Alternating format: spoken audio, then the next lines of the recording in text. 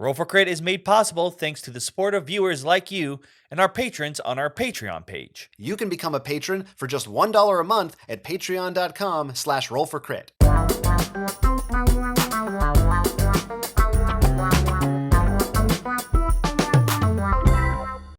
The nights are getting longer and the scary creatures are creeping out from the darkness, but you can still take comfort in all the great Kickstarters we have to show you.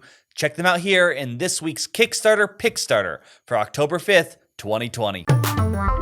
Cartographer Heroes is the newest standalone expansion to Cartographers. If you do not know what Cartographers is, it is a flip and write, part of the Role Players series. In the original one, you would have a deck of cards, flip them over, which will show cards of different types. You have to fit them on your map, but you'd also have to be careful of monsters which could appear. When this happens, people would have to actually swap their pages with another person, or they would draw the monsters on opponents' places. And now in Cartographer Heroes, we have a whole new cast of not only mechanics, but of course, monsters and heroes to deal with. Let's start off with the monsters. There is a whole new host of monsters, same idea as before. They will take up space on your sheet that your opponent will fill, but they'll now also have keywords attached to them. For example, the troll will actually destroy spaces next to it at the end of each round, meaning they can't be filled and permanently you'll be losing points. You will now also have heroes. The hero cards will actually destroy monster card spots, so that's another way to deal with monsters. Now, in addition to this, of course, you can mix these two up together, but they're also introducing a couple of other goodies for this. There are new maps for Cartographer for either of them to use. These 3 different map packs plus the new hero set is a lot to go on. So another goodie is a whole new collector's box that can fit everything. The original Cartographers, Cartographer Heroes, the maps, and all the other little promo cards. We love almost every game in the Role Player series. I don't think there's anyone we would not suggest you try. And I love this one a lot because I think out of anything that's a flip or roll and write, this one brings a lot more player interaction with those monsters. So seeing some new cool monsters that really change things up and have a static ability just sounds awesome. I mean, I definitely think this is a game, if you have not heard of Cartographers, you got to look into this because you can get, obviously, the original one through this, or if you just want to try out Heroes. And I assume you're probably on the same page there, Jonathan. I'm on the same page, pun intended.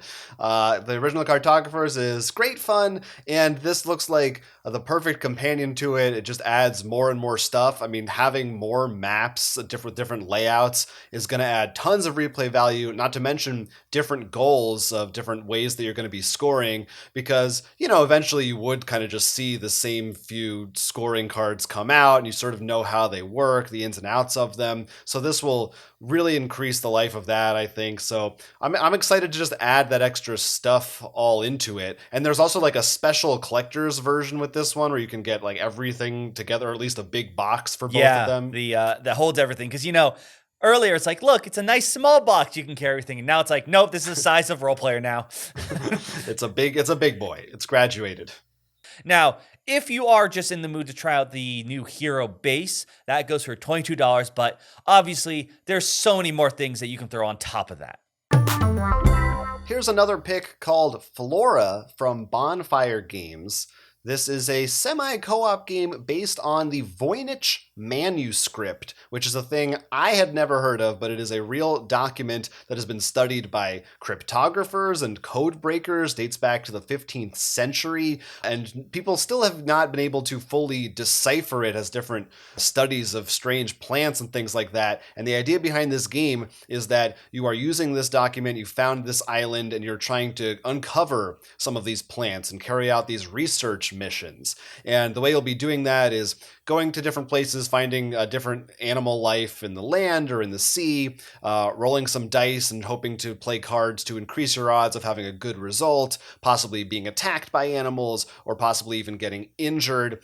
And the real trick of it is that there's going to be a traitor amongst you who wants to sabotage the mission and take the glory for themselves or sell the info to someone else. And when you go on missions, each player has a backpack, which is like a little cardboard box. And everybody goes over, you pass the backpack to all the players at the table, and everyone gets to add a card to it that you take with you on your mission. So, of course, people on your team want to put cards in there that are helpful to you, that might give you better die results, while the trader is going to be able to put something in there that will hurt you. So you're going to have to be worried about that as you play, and ultimately you're trying to uncover these strange plants as you go. Kind of has a, like a Robinson Crusoe-esque flair to it, I thought, at least from a visual and thematic perspective. Had you ever heard of this? Do you know about this Voynich manuscript? Maybe I've heard it before, but it's not ringing a bell. It sounds like the kind of weird thing I would come across in the shows I watch. But I mean, it seems like a perfect thing to base a game off. It sounds really cool. And I'm very curious in this backpack mechanic. I think it's sort of like, I think there aren't enough games that take advantage of something like that. The only two big ones that I know we love them that come to mind are Sheriff of Nottingham and, wow, I'm blanking on it. The game with the seed for the universe you're trying to find. Oh, Chaosmos. Chaosmos, thank you. Yeah, that's true. It definitely made me think of Sheriff of Nottingham. I think there's something really fun about having a secret box and, the way that works and how that'll work with the hidden trader mechanic. So the game is called Flora. You can check it out if that sounds interesting to you. It goes for $56 for the core set. Flames of Freedom is my next pick, and this is an RPG that takes place during the American Revolution. Now, most of it will seem familiar historically with, of course, a war between the British loyalists versus the American rebels, but there's going to be, of course, a twist. In this, there's going to be some dark mysteries going abound because this is a bit more of American Gothic horror kind of RPG setting. There will be occultists that will infiltrate both sides of the war, as well as other cryptids appearing all across the coast of America. So it's going to be up to you to deal with this, and as well as dealing with the whole war conflict that is currently going on. Now, this is using a new rule system that I don't think I've heard of, and please forgive me for the pronunciation. Jonathan, you probably would be able to say it better, but I think it's Zweilander. Sure, I'll give it. I've never seen it in print, but I think that's how it's said.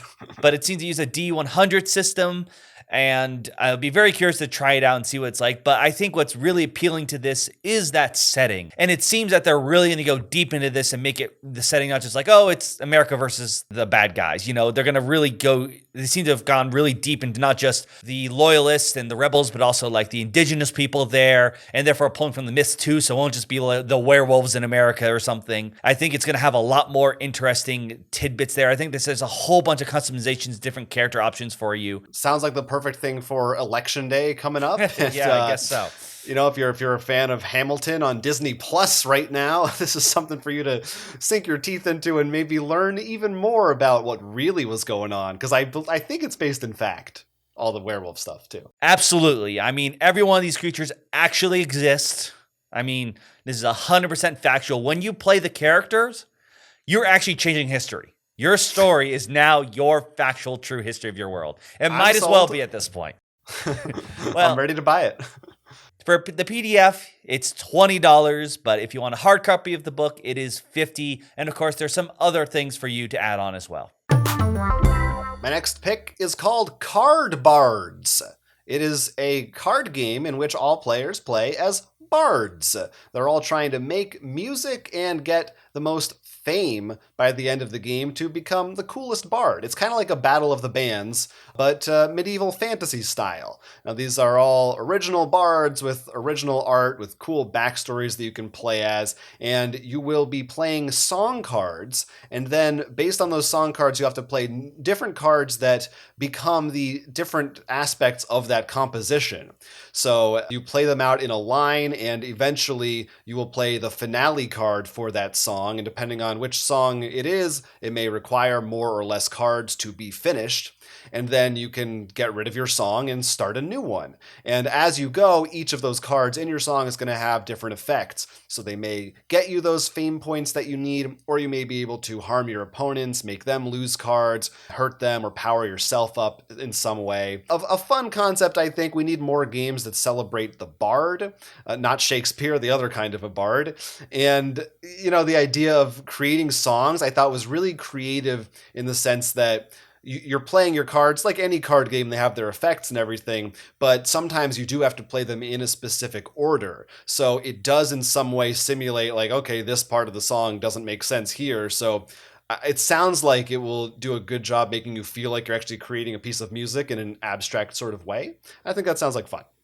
It's an interesting idea, but I gotta say, I feel like at this point, when you have a lot of people with high charisma fighting, it just ends up to be vicious mockery and mudslinging. Yeah, I guess that's possibly true, but I think there's nothing wrong with that. That's what it's all about, baby. So if you want to try out Bard cards, also, I mean, worth it for that rhyme alone, it goes for $38 right now. My next one is a little bit weird. It is Ancient Undead Spider Wizard. What this is actually a EP, so music that is paired with a sort of Dungeon Dragon scenario. It doesn't use Dungeon Dragon rules. It is the Black Hack edition, but apparently can easily be adapted to pretty much most other systems. And the idea is it's pretty much the story of you taking on the ancient undead spider wizard, but they have music tracks you can play to match with your campaign. So for the boss fights or exploring the dungeon, and I just thought this was just such a weird, interesting one to at least take a look at. We've seen like music soundtracks be like, here's your Cthulhu soundtrack or something, but this is like a very specific idea, and I sort of like the idea. I mean, it is going to be on vinyl, so I don't have a vinyl player. I don't know if you have a vinyl player, Jonathan. So that might be a limited group, but you can get a digital. And this idea of like, I imagine scenario books that you can have on your shelf that are a little smaller, but an album like record shelf that you pull it off, but it has its whole like, I'm feeling Minotaur Mountain today. Yeah. Or something. Like, it's such a weird idea that I had to talk about it.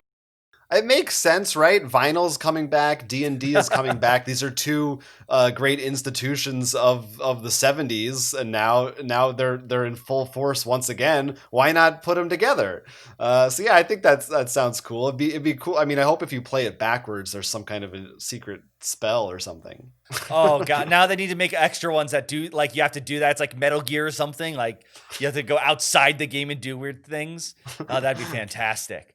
Well, if you're feeling groovy and checking this out, the digital one starts at 10, while the physical one starts at 25. There is some limited availability depending on how many people back it. So if you're interested, do take a look at that and make sure that you have time to get one of those physical copies. Last pick comes from a company called Spellmakers. The game is called To the Moon and Back. It is a pick up and deliver game. The idea is that all the rich people have gone to live on the moon, and you play as couriers essentially, and you are going back and forth from the moon to Earth to deliver them their packages.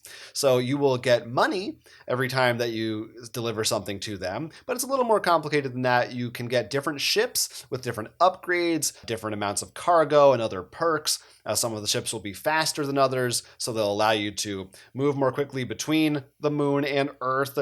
But also, you don't necessarily have to deliver the packages to the recipients. There is kind of a black market area, and for some items you can go there and sell things off for maybe a better price, but also the risk of pirates perhaps attacking you. Or for some items you can even open them up yourself and take a look at them, forfeit that reward, but maybe you'll get something else out of whatever you find inside of that package. So an interesting kind of a twist. Then there's another twist, a literal twist, because the board is made up of 3 different sections, and each one is kind of like a ring that you can rotate.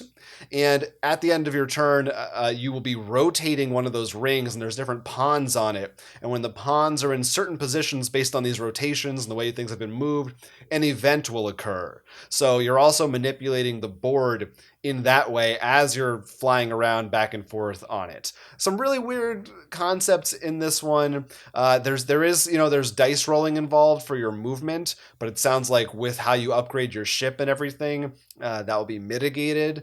And I like a pick up and deliver game that you don't have to deliver to the person who actually ordered it. So this is basically Elysium, or the dystopian Amazon future that we are all barreling towards at very quick speeds. Yeah, kind of a little bit like that, except instead of medical care, you're concerned about whatever they're ordering from Amazon. I must get my package of chips right away. Oh, they should add some packages if people demand overnight delivery. Yeah, and maybe that's something that's in there. Maybe that's a card. Maybe that's a stretch goal. Well, if you want to go to the moon and back, you can to the moon and back it for just around $48 USD. Some very dark and spooky Kickstarters that we have for you, but we got one more to mention. It may be considered a bit of a big one, and that's Frostpunk, the board game. The reason why we're mentioning it here is because we already did a video on it. In fact, it's on their page, but lucky for you, we'll put a link down below so it's quicker for you to go access it. We were pretty happy with it. Very excited to see a physical version of it coming shortly to our tables. Well, hopefully shortly. Yeah, relatively speaking. Yeah, it's a really cool adaptation of the video game with lots of moral decisions and city building elements. That if there's one Kickstarter you take a look at this week, it's probably that one before the other 6 we talked about. But which ones are you looking at? Let us know in the comments. Are you jumping into Cartographers for the first time or expanding on it? Or are you going to make some music or listen to some music? Let us know down below, and we'd be interested to hear your thoughts. And don't forget, we're running a contest where you can win a copy of Small World of Warcraft. We'll have a link, obviously, down below to the contest that you can enter. Yeah, it's just about you still got a week left, so get in there while the getting is good. Until next time, I'm Jonathan. I'm Will. And this was Roll for Crit Kickstarter Pickstarter. We want you to like and subscribe, and if you have the chance, take a look at our Patreon. Stay tuned to our channel for tons more tabletop gaming content. You don't want to miss it.